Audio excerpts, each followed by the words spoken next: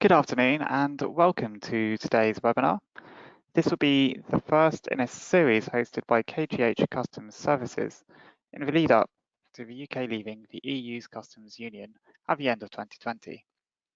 It is now certain that the UK will leave the customs union at the end of the year, a view shared by both the UK government and the European Commission. Although a deal on free trade agreements remains uncertain, it is clear that companies must be in a position to complete import and export declarations between the UK and the EU, whatever the outcome. This initial webinar will detail the arrangements announced in recent weeks and months on both sides of the English Channel, but concentrating particularly on the UK. It will provide a pragmatic view of the clearance arrangements that are required. In addition, it will stress the deadlines in order to manage applications for permits and licenses. And in order to allow people to continue to join for a short period, we will now run a poll. In addition, there will be another one at the end of the webinar. But for now, the first poll is asking everyone, in preparation for Brexit, have you secured suitable brokerage cover for all Brexit-related imports and exports, Brexit imports and/or exports to and from the EU only, Brexit imports and/or exports to and from the UK only, no Brexit-related imports and exports, or other. And while that poll is going on, delighted to welcome Steve Cock from KGH Customs Services. He is their Director of Consulting in the UK and will provide today's presentation. And Piers Edwards, KGH Customs Services UK Sales Director, who will be facilitating a questions and answer session later on. Hello, Steve. Hello, Will. Thanks very much. So I'll just let the numbers crunch on the poll and then come back to Will for those. Just to introduce myself, my name is Steve Cock. I have worked for KGH now for just over 2 years. I've been in customs consultancy generally for the last 25 years, and before that I was a UK customs officer for 5 years. So I've been doing customs for quite some time, and obviously this is the biggest change that's happened within that time because I wasn't around for the UK joining the European Union. So Will, do you have any results? Yeah, I'm just going to share them now. And that's 69% have brokerage for all Brexit-related imports and exports, way ahead of the other options there, the 16% being other, i.e. not an importer or exporter. But back to you, Steve. Thanks very much. Okay, so what we're going to look to do is, sorry, I'm just trying to get the slides working. There we go.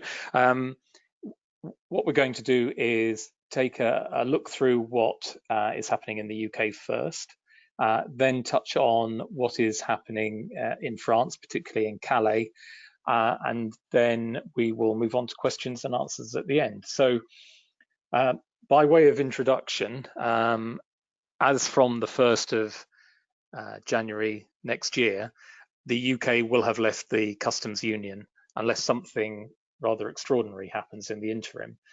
And at that point, the EU will impose full import and export controls for trade coming to and from the UK. So that scenario is already readily understood because effectively nothing is going to be different to what it currently is if you're going to export to the United States or import from the United States. So we know pretty much what the picture is there. The Straits of Dover, Calais-Dover, is somewhat different. So that's why we're going to look at that separately. But in terms of the UK, there's going to be an implementation period. Effectively, UK customs are not in a good position to manage Brexit volumes that are going to come online. At the moment, the UK manages about 50 million declarations a year. There are various thoughts on how many declarations there will be after Brexit, but around an additional 200 million is a common figure. So there's going to be a fourfold increase in the number of declarations over and above what we already have. And if they came on stream on one day, obviously it would cause absolute chaos. So the government have provided for a 6-month window in which measures can be taken by companies to gear themselves up to make their full declaration. So in terms of imports, if you're importing standard goods, and we'll come on to what aren't standard goods later, but if you're importing standard goods, there'll be a simplified import arrangement. Effectively, you won't have to tell the authorities anything until the end of the 6-month period. We wouldn't recommend that, but that is largely the truth of the matter. So companies that have a UK EORI number, a registration with customs, will be able to import goods effectively without control. At the same time, there will be a requirement to declare the VAT that they will have to account for on those transactions. Again, we'll come onto that in a minute. If you're dealing in control goods, however, full import declarations will be required from the 1st of January. And if those goods are coming through the Straits of Dover, because the facilities there aren't really geared up to take declarations, they will have to be pre-lodged, they will have to be there waiting for the vehicle to turn up. In terms of exports, full export declarations will be required as soon as the UK leaves the European Union.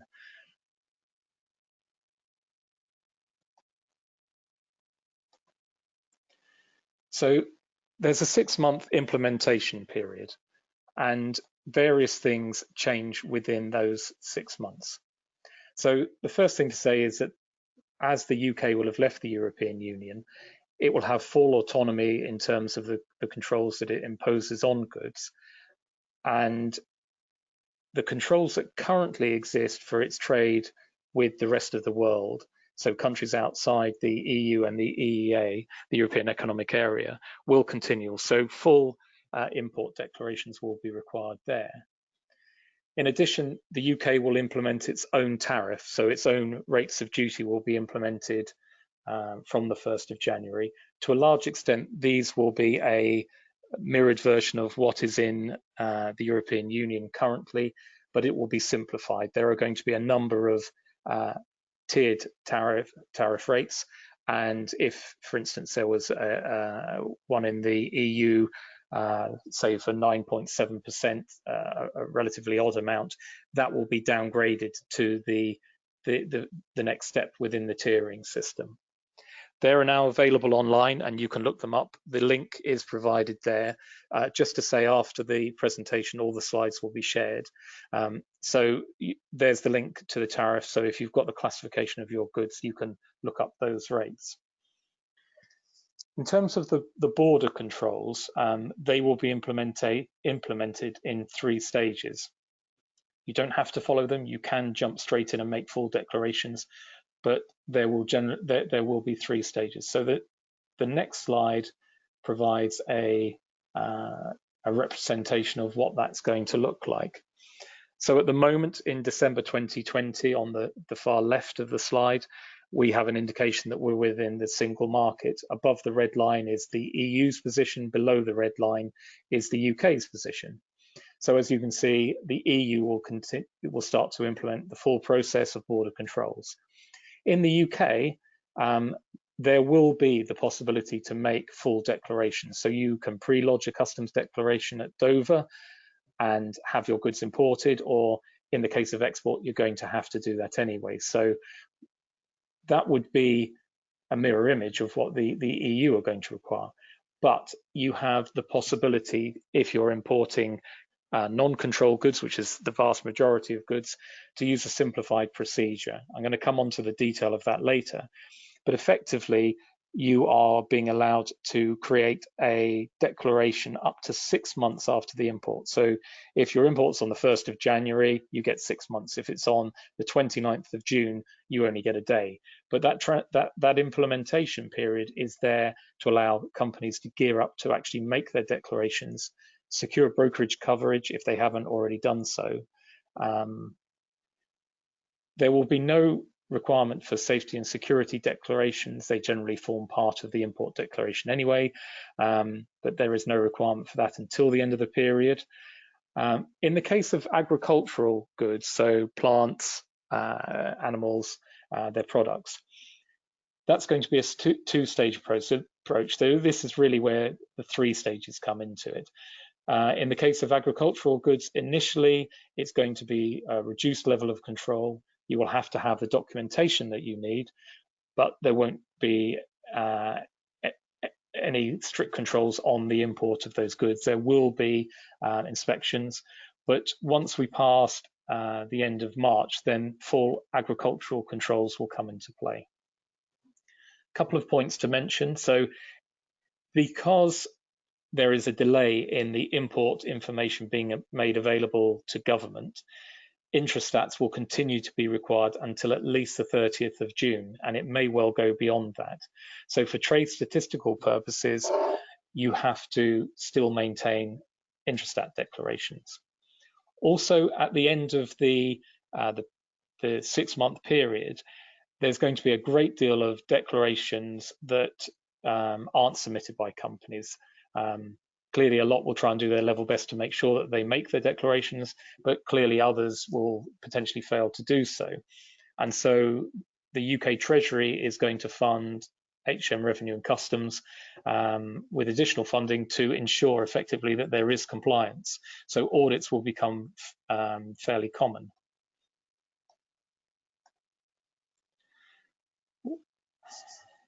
So to expand on the phased approach then, so hopefully the picture points to the fact that we're in winter. So companies importing standard goods will need to prepare for the basic customs requirements. So it may well be that you can enter whatever that you want if they're not controlled goods, but you have to be in a position to tell customs what you've imported. And so importers are going to be allowed to use what's called EIDR, which is entry into declarants records for the first 6 months. So basically the requirement is, the assumption is that you know what you've imported and that you would be able to provide customs with the information necessary for your declaration. It's just customs aren't going to take that from you. And so in your records, you must have at the time of import all of the information necessary to make the declaration. And if you were inspected by customs, they would expect to see that. The customs duties associated with an entry into declarant's record does not need to be declared until the end of the implementation period. So for 6 months, you can bank the fact that you're not paying any duty. VAT will come on to it again in a minute. But at the end of the 6th month implementation period, you must make full declarations for everything that's been entered, and you must pay the duty for everything that's been entered. If halfway through the process you decide that you're going to make your declarations, which is entirely allowable, you would then have to pay for the duty. So if you want to take full advantage of the deferment, you have to save up all of your declarations.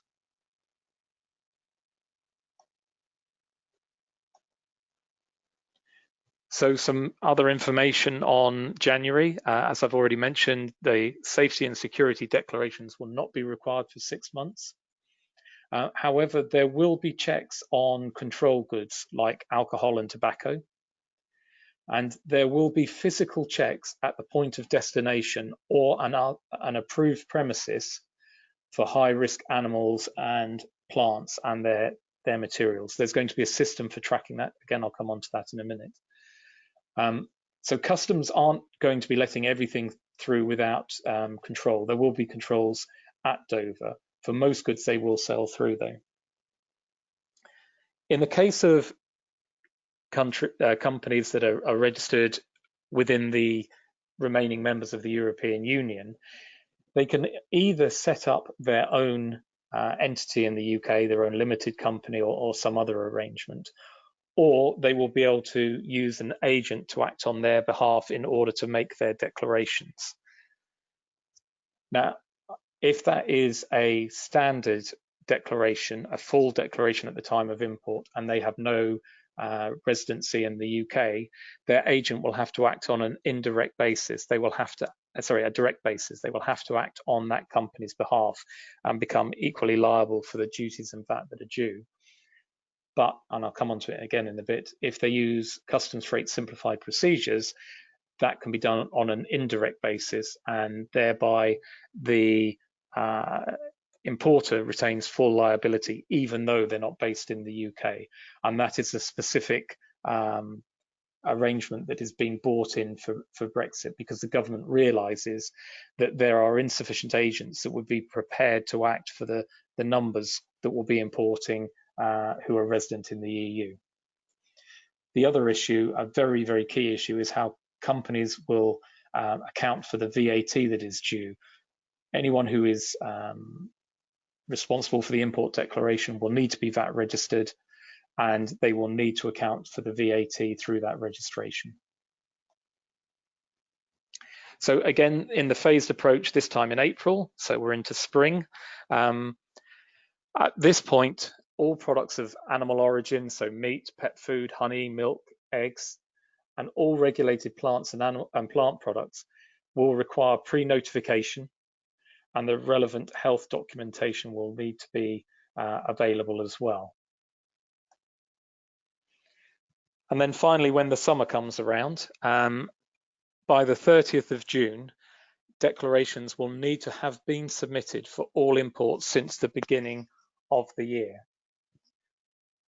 All goods will require full declarations with the payment of duties at the point of importation. So as soon as we pass across into the 1st of July, duty is going to become payable. So on a direct import, at the time of import, in the case of delayed importing through customs freight simplified procedures, at the end of each month. Full safety and security declarations will be introduced, and commodities subject to SPS arrangements will see increased physical checks at the border and at border control posts. And as I indicated earlier, HM Revenue and Customs will begin to audit companies who they're aware of have imported, and they will be looking to ensure that all declarations have been made, and there'll be effectively enhanced auditing. I suspect that other government departments will have staff diverted for a period to do that. In terms of what controlled goods are, generally those are excise goods, so hydrocarbon oils, alcohol and tobacco, controlled drugs and their precursors, anything to do with endangered species, in particular fish. So from day one, fish, you have to have a full declaration. You can't use the simplified procedures. Fertilizers, because of their explosive capability. There are certain high-risk plants and plant products that would also be included. But then the general explosive firearms, military equipment, anything basically that's subject to that kind of licensing, nuclear material, and ozone depleting substances. So from day one, those would need to be formally declared.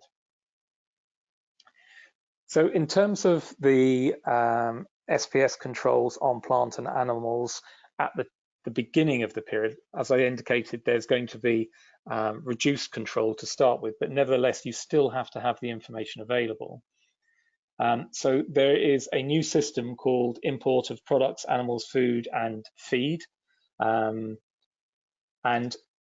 so importers will need to be registered within that system, and in advance of arrival of the goods in the UK, a pre-notification will have had to have been made that the goods are on their way. In the same way as you would require a health certificate once we get past the 30th of June, the health certificate will nevertheless be required. It's just it won't necessarily have to be presented at the time of arrival, but it will need to travel with the consignment. It is entirely likely that there may be a check at the border that would just tend to be a visual inspection of the consignment to make sure that the paperwork matches what's in the vehicle. And obviously, if that is not available, then the vehicle would be halted. And then there's still the potential for physical checks to verify that the goods comply with UK import requirements. So just because there are going to be reduced checks doesn't necessarily mean that it won't happen. So hopefully that's a fair indication of what the UK is going to look like in general terms.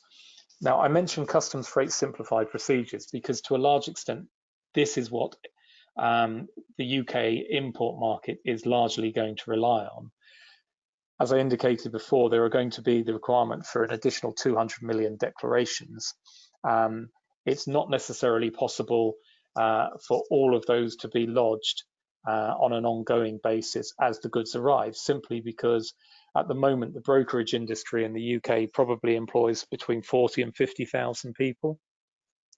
Clearly, if you're going to increase the number of declarations by that volume, you're going to be required to pull in a heck of a lot more staff.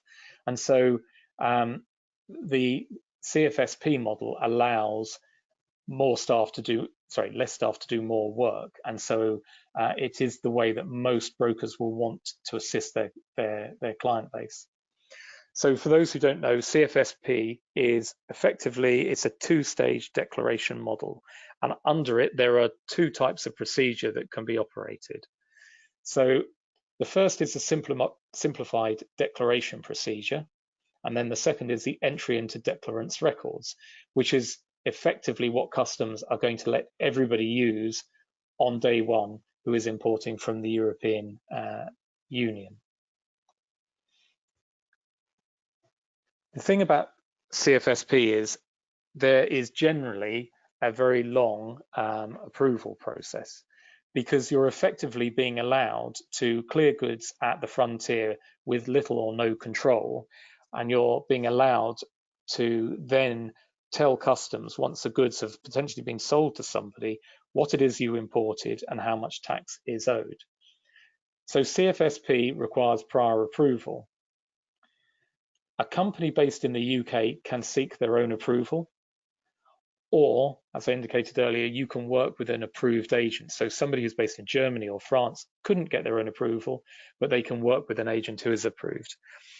And under CFSP, after we leave the European Union, agents will be allowed to work on an indirect basis.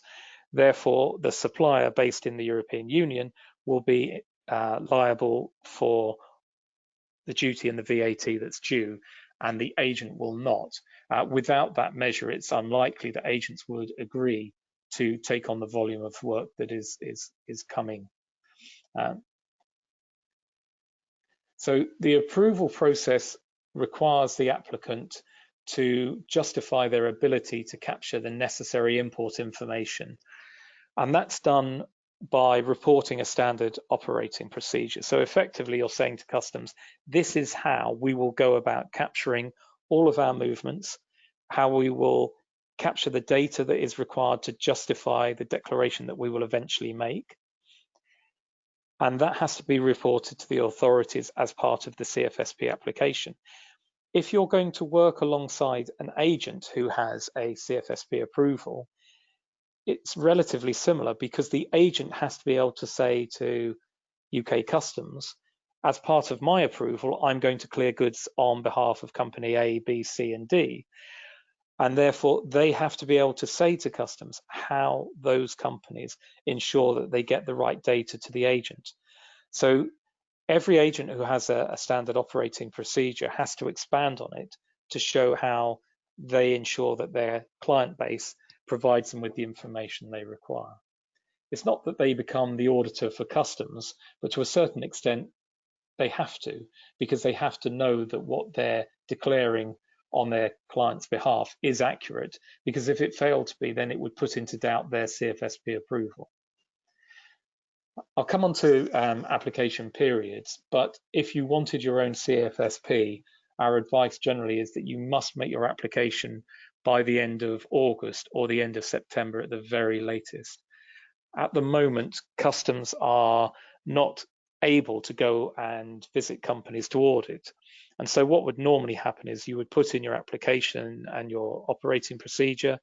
Customs would come and spend a day with you looking at it to make sure it happened in principle, and then follow-up questions would come, and eventually you would get your approval. That's not happening now. At the moment, Customs are scheduling 1-hour calls with all of the people who are applying. Before the call, they check the standard operating procedure to make sure it's right. If it is right, largely they will tick and turn and allow the application to go through. So it's key that the standard operating procedure looks right, because if it isn't, Customs won't go for it. And if you fail to get authorized, that is a real problem. The chances are you won't be in time for Brexit.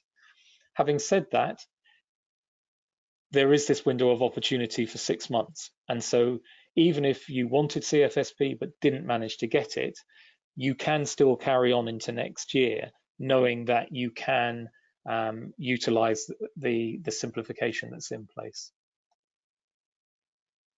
Okay, so I mentioned there are two systems.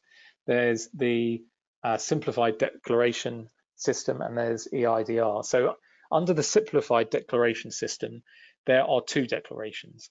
So you get the goods are released at the frontier when a simplified frontier declaration is presented.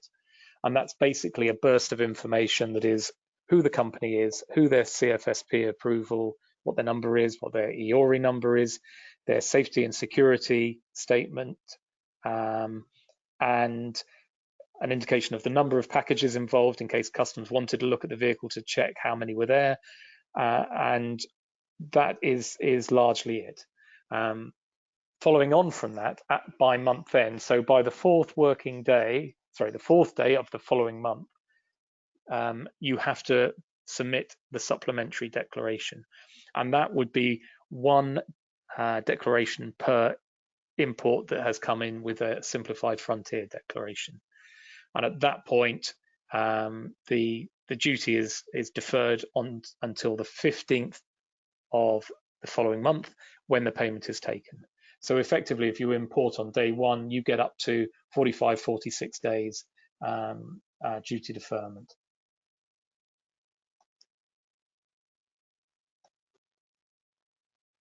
So EIDR, that allows goods to be released at the frontier by making an entry into the commercial records. And then the supplementary declaration that we mentioned earlier is made at a later date.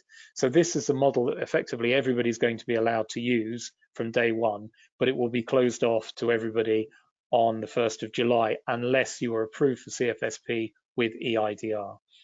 This is a stricter version of CFSP to apply for because the controls are even more limited. You have to be able to demonstrate that you are a fully trustworthy company, but nevertheless, it is something that companies who want CFSP should aspire to, because if you're going to make a frontier declaration, clearly that's additional work. So that's CFSP. The scope of it, it can cover most imports. So free circulation, imports to customs warehousing, inward processing, outward processing, end use, temporary admission, and it can be used for export as well. So quickly then turning to the arrangements for France. So it has to be understood that Calais will only be a port of exit or arrival. I'm going to concentrate on Calais because that's going to be the pinch point. And French customs are going to require that all imports or exports are covered by a pre-lodged declaration or transit document. They're basically looking to limit congestion as much as possible. So any vehicle that arrives coming into France or leaving France, the documentation must be in place beforehand. So French customs have put in place a new software system called Smart Intelligent Brexit. And because lorries can contain more than one consignment, each lorry will have an electronic envelope within that system where all of the declarations for that vehicle can be placed. And when the truck arrives at the port, the driver will scan the envelope's barcode. They will get a barcode showing what is on their vehicle. It will link to all of the declarations. And if they have that, they will be allowed to proceed to the ferry or Eurotunnel terminal.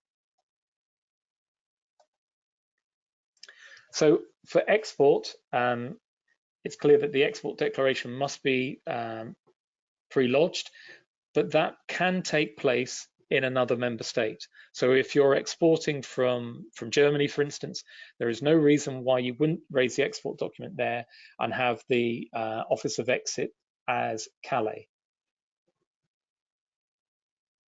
When you lodge for the export, there will be a movement reference generated, so you get the barcode again, and that will link to the pre-lodged declaration, which has to be presented in France. On the UK side, as we've already discussed, you can either have a pre-lodged declaration or rely on CFSP. If transit is being used, it's a similar model. There will have to be a declaration of transit before the goods arrive to Calais, and the transit guarantee will have had to have been set up. There will be an accompanying document that travels with the goods, which can be presented to customs and allow the vehicle to proceed. And then that will be presented on arrival into the UK. It can't be presented at Dover itself, so it will have to be presented to an inland customs location, an approved location. So, as I've indicated, in the case of import, again, all declarations must be pre-lodged. So if you're coming from the UK into France and you want to make your declaration in France, but you're based in Germany, for instance, you will need to be registered for French VAT to make a French import declaration. So the alternative there is that you would use transit from the UK to get you to Germany, and then you would make your customs declaration there. If you do choose to make a declaration in France and you're in Austria or another member state, then you can apply for onward supply relief for VAT. In other words, you don't actually have to pay the VAT at the time of entry. You would have to still pay the customs duty. But here, fraud is a consideration, and the European Union has done a lot of work and is wary about companies using onward supply relief. So there may be controls that inhibit that. So transit can be used to move goods inland to another member state, avoiding French VAT registration, and it delays customs clearance to an inland approved location, but it accelerates the crossing of the goods. It should be the case that you just sail through Calais, but there are the usual transit requirements of needing a guarantee. I'm going to go through this at a bit of a pace now because I'm running a bit short on time. So UK permits. If you want to have a permit in the UK, you must be established here.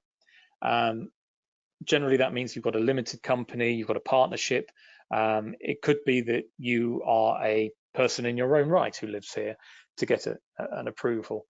I've given you a link here which gives the UK government's guidance on what constitutes an established person.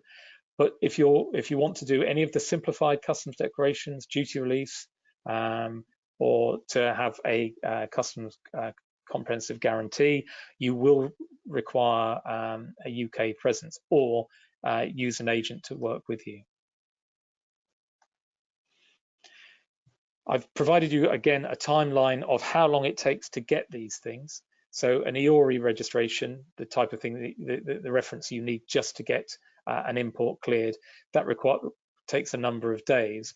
But as you can see, other factors are taking at least 2 months, potentially 3 or even longer, even 6 months. So if you wanted to be to get customs freight simplified procedures, as I said before, there is a long lead-in time, and it's best to get on with it if that's what you want.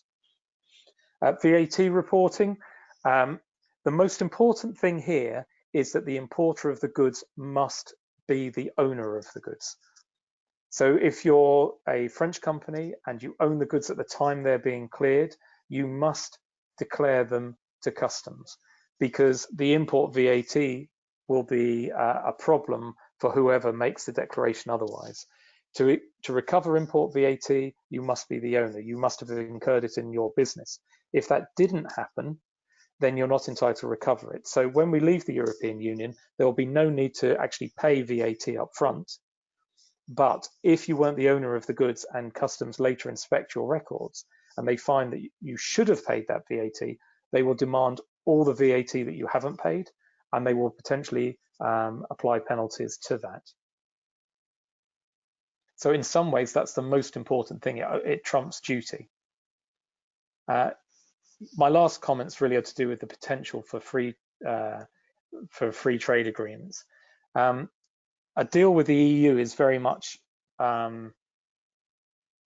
possibility at the moment, but the chances are it won't encompass all sectors. So those that are the most sensitive, for instance, agricultural and motor vehicle, the chances are that it won't necessarily encompass those. But even if there is a free trade agreement, import and export declarations will be required.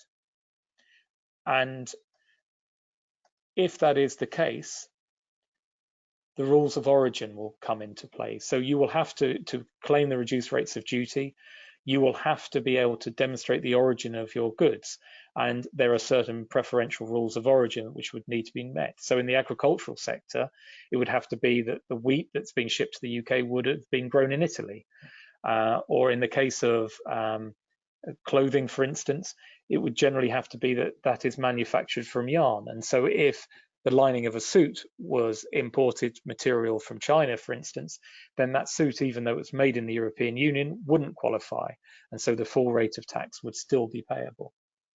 And certificates of origin may be required, or probably will be required.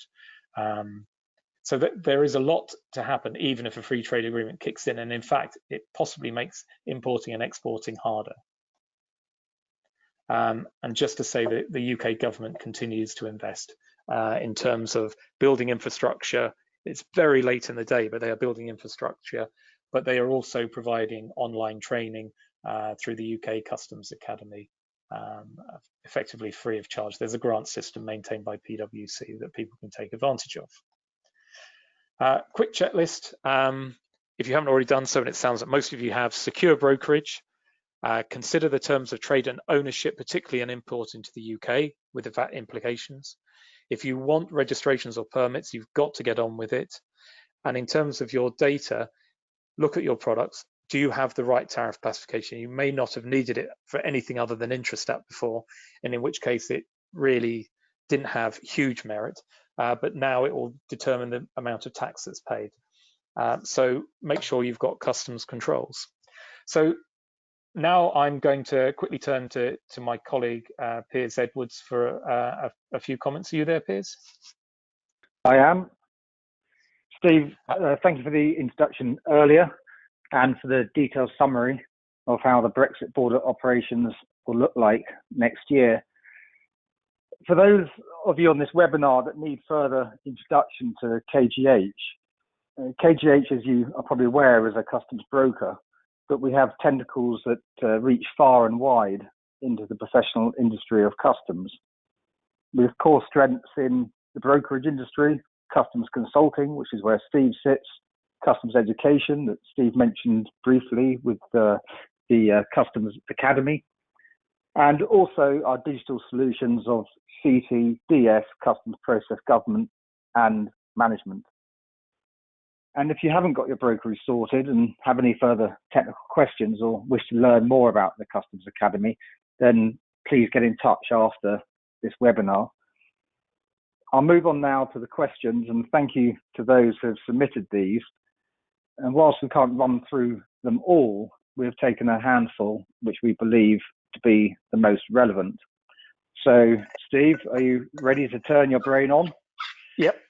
Our first question is, what happens if a company fails to properly account for import VAT? Okay, well, I touched on that briefly, but basically you have to know the value of your goods for duty purposes, but you also have to know them for VAT purposes. and VAT can be different. When you have calculated your value for VAT, which includes things like internal transport costs within the UK, you then have to record that in your VAT return. Should you fail to do so, or you get the value wrong, then customs will ask you to account for the VAT. It could be that if you're the owner of the goods that you can recover the VAT that you didn't previously account for, but the chances are, because VAT is a system that tends to have penalties more in the UK than customs, the chances are you will get a penalty for the amount of tax that you avoided, and that could be up to 100% of the tax. So in a worst case scenario, a company that didn't own the goods at the time of import but nevertheless accounted for it on their VAT return could be charged 20% of the value of the goods and an additional 20% by way of penalty. And so, as I said earlier, it could be one of the biggest deals that comes out of Brexit. Okay, is there another? There certainly is. Do you have to be resident in the EU to make an export from Calais? That is a requirement. So at the moment, obviously goods coming to and fro from the UK and the continent are traveling without any problem at all. But if you are a UK company that is doing a pickup run, going and collecting goods from your supplier, and then you're looking to make the export yourself from the European Union, you cannot do that in your own name. You would need an agent to act as your direct representative to be able to do that. Or alternatively set up an entity yourself. Also, if you are collecting goods from, for instance, a company in Spain, the chances are they're having to supply it to you with a Spanish VAT invoice now.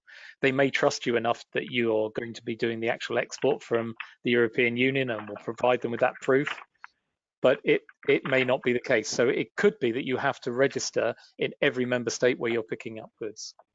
Okay. All right, I almost have two questions in one here. What difficulties are there when using transit, and what authorizations are required? Okay, well, I'll do this as the last question because we're coming to the end now. But the biggest deal for transit is that you have to have a transit guarantee in place. And so at the moment, it's questionable whether there are sufficient transit guarantees in play to cover all movements. It's quite possible there are, but we don't know until it actually happens. And so I would suggest that the majority of goods leaving the UK for continental Europe, unless there's going to be a declaration in France with all the VAT registration problems there, the great majority of goods will go from the UK under transit, which is a different declaration, and you require a transit guarantee. Most companies won't have that. Brokers tend to have them, but whether they have a sufficient value is another matter to cover all of the declarations they're going to do for their clients. And so a key question to ask your broker if you're doing exports from the UK is, do you have a guarantee that I can use? And tell them how much that might be by working out the value of your goods that might be in trucks at any one time. Okay, I'm going to call a halt there and hand back to Will. Thanks, Piers. Are you there, Will? I'm here, yes. I've got a second poll ready as well, which I'm going to launch quickly now. And the poll is asking, how well prepared do you feel that your organisation is for Brexit? The options here range from very well prepared with all known issues resolved, reasonably well prepared with brokerage cover secure and a list of outstanding issues in the process of being resolved, insufficiently prepared without the required brokerage coverage and or not having undertaken a review of Brexit needs, unprepared, just entering the planning stage, or other, for example, Brexit will not impact the organisation. Just leave that to roll for a few seconds before showing the results.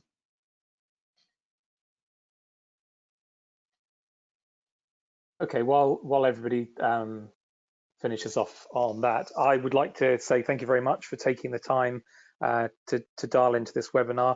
It will be circulated as a recording or as a link to a recording afterwards. If anybody has any specific questions that they would like to be covered by the next one that we do, which will probably be the middle of next month, please do so. But otherwise, we will tend to take a topic at a time. So we may well take an in-depth look at brokerage, transit, or the arrangements at Calais as they further develop, because there are still things that are happening. So for my part, thank you very much for your time today, and I will leave it for Will to close. Thank you, Steve. And just looking at the answers there, so 71% saying quite prepared, 8% very well done, you're very prepared, 16% insufficient, and only no one's saying unprepared at all. So that's encouraging. And yeah, thank you everyone for answering our poll, and I'll now finish the webinar.